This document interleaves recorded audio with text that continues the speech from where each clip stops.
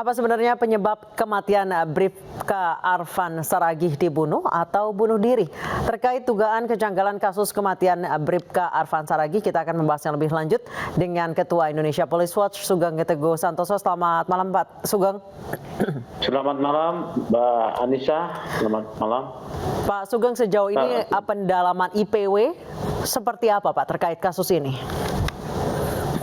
IPW ya mendapatkan informasi terbatas juga ya terkait kasus ini.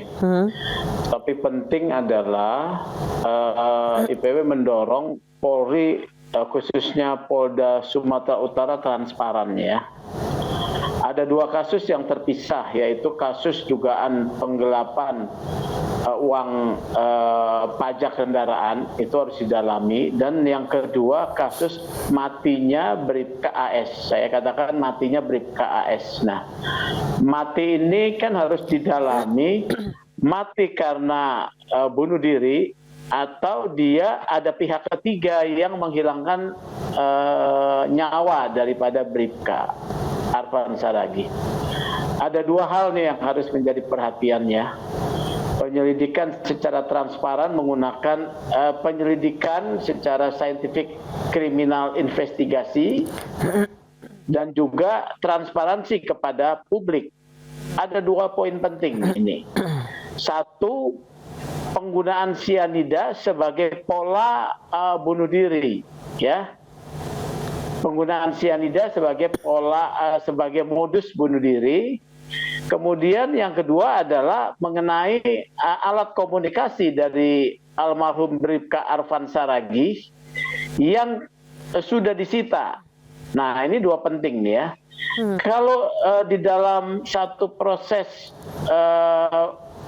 pola ya penggunaan sianida ini kan umumnya digunakan untuk satu tindakan dilakukan membunuh orang ya.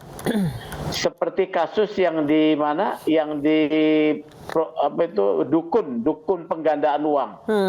Dia menggunakan racun untuk membunuh ya.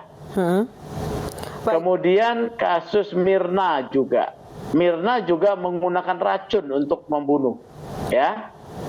Baik, Pak Sugeng tadi Anda menyebutkan bahwa isi HP Bribka AS ini harus dibuka. Dan menurut Anda sejauh ini kepolisian setempat apa upaya untuk, apakah penyelidikan yang mereka lakukan sudah maksimal untuk mengetahui misteri kematian ini? Saya belum tahu apakah alat komunikasinya Bribka AS ini telah dilakukan satu pemeriksaan forensik digital ya. Forensik digital, karena kan ada isu bahwa pemesanan sianida tersebut menggunakan aplikasi handphone dari teleponnya Bribka AS. Jadi semua komunikasi di dalam handphone Bribka AS ini harus diambil antara waktu sebelum disita, mundur ya, berapa waktu sebelumnya, kemudian setelah disita. Nah, itu komunikasi dari komunikasi tersebut bisa didapat keterangan kondisi kejiwaan. Pertama, kondisi kejiwaan Bribka AS ya. Kedua, dia berkomunikasi dengan siapa saja. Ketiga, benarkah dia yang memesan sianida tersebut?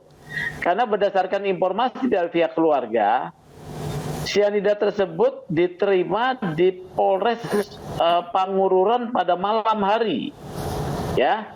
Dan siapa yang memesan dan siapa yang menerima ini menjadi sangat penting, untuk dilakukan satu pemeriksaan digital forensik. Nah, yang penting juga adalah mengenai waktu kapan handphone tersebut diserahkan atau disita oleh Polres Pangururan. Ini menjadi penting. Apakah penyitaan tersebut melalui satu prosedur yang formal atau secara prosedural menurut hukum dengan memberikan satu berita acara pemeriksaan, berita acara penyitaan ya, atau tanda terima penyerahan barang ya, atau diserahkan dalam kondisi tidak ada satu berita acara penyitaan.